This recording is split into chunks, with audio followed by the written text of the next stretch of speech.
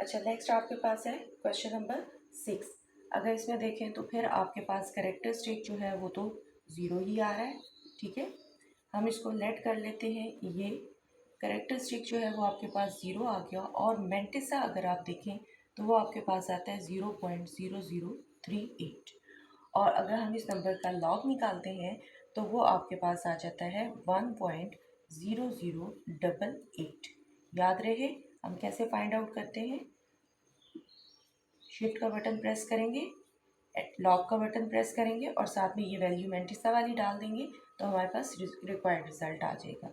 यहाँ पे आपके पास 10⁻0 चूँकि 1 होता है, 1 के साथ कोई भी वैल्यू मल्टीप्लाई होती है तो दोबारा वही वैल्यू मिलती है।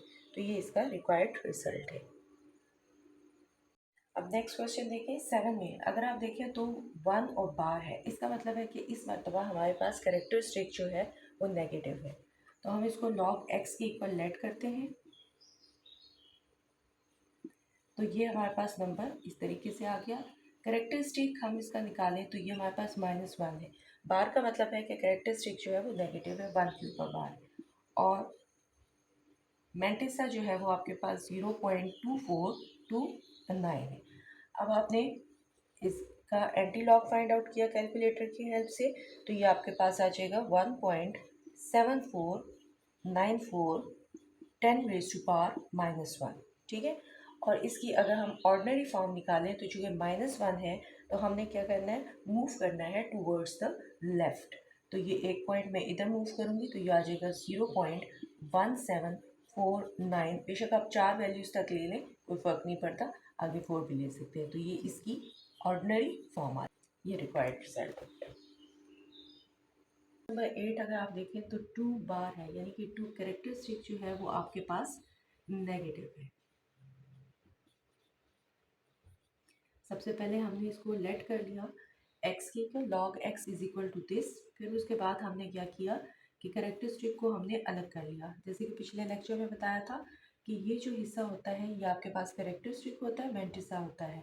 जो हमने लॉग फाइंड आउट किया था उन्हीं को हम स्टेप्स पे दोबारा वापस जाएं तो हमारे पास जो है वही बात आ जाती है। तो ये हो जाएगा क्योंकि ये एक दूसरे का रिवर्स प्रोसेस है।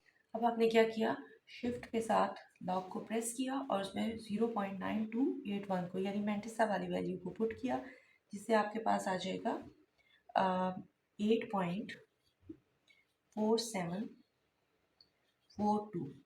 और चूंकि कैरेक्टरिस्टिक जो है वो आपके पास -2 है तो इसलिए आपको मूव करना है टूवर्ड्स द लेफ्ट साइड। तो ये हो जाएगा आपके पास 1 और 2।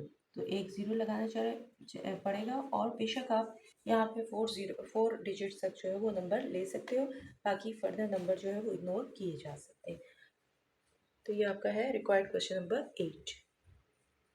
अच्छा, अब आपके पास है क्वेश्चन नंबर 9, इसमें आप देख रहे हैं कि कैरेक्टरिस्टिक जो है वो आपके पास फिर नेगेटिव है। तो let log x that is equal to 35219।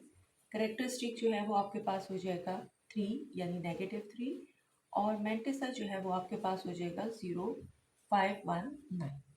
अब उसके बाद आपने शिफ्ट के साथ लॉग को प्रेस करके मेंटिसा वाली वैल्यू डालनी है, जिससे आपके पास एंटी लॉग जो है वो निकल आएगा 3.3258।